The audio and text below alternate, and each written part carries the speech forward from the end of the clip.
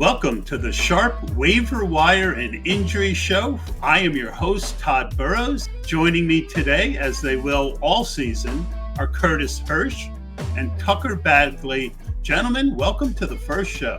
Hit it, Tucker. Quarterback injuries that you're monitoring, if any. Yeah, I mean, there aren't really any fantasy quarterbacks hurt right now. I know Zach Wilson, Robert Saleh mentioned today that he could be back week one, but I don't think he necessarily factors into anybody's fantasy plans, at least at this point in the season. The one injury that I keep going back to and I keep considering, and this is more of a long-term play, it won't affect week one because this is a guy who's back practicing fully, but I'm really weary about Matthew Stafford's elbow. I know he's telling us it's not an issue, but this is a guy who played the most football he ever has a year ago. He never went deep in the playoffs before with Detroit, threw the most passes he's ever had a year ago, taking Los Angeles to the Super Bowl. And then he comes to training camp. He has an elbow issue that's viewed as abnormal, is considered weird.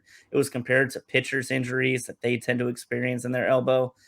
And he had the injection. He's feeling better now, but I wonder how much longer it takes until he starts to feel that soreness again, until that injury pops back up again. If it is a tendon issue in that elbow, if it is something like Tommy John surgery, which we tend to see a lot in pitchers, Matthew Stafford, someone who this could all be nothing and he could be fine and he could play 17 weeks and we will forget about this by mid-October. But in the back of my mind, I'm going to always have his elbow as a concern because I just don't know if it's going to stand up because all the indications are there of this being a long-term chronic issue. That's an interesting thought. I didn't notice a huge drop in his ADP. I did about a round or two for maybe while he was out, but once he came back and it was normal, he kind of reverted to his normal draft spot. And again, I think it comes down to volume versus not volume. If I'm a casual player playing in a couple leagues, I might avoid Matthew Stafford because of that reason.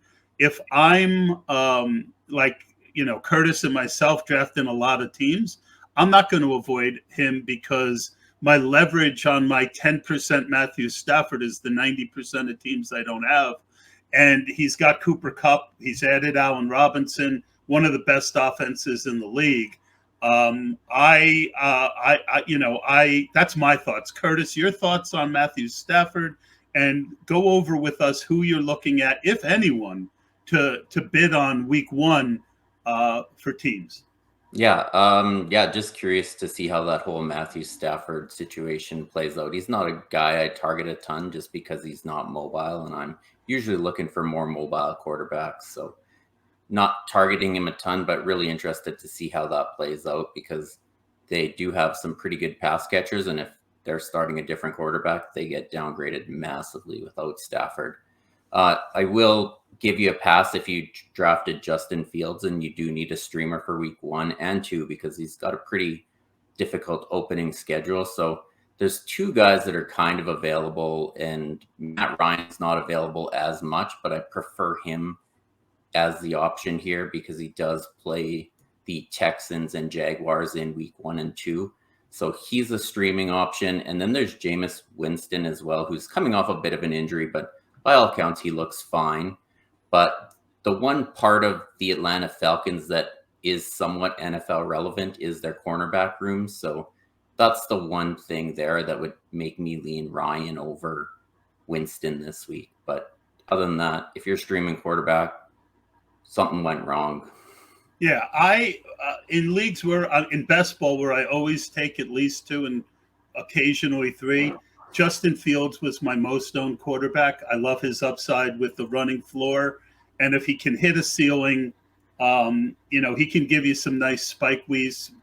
He's the cheapest of the Konami code quarterbacks. And Jameis is my second highest owned quarterback.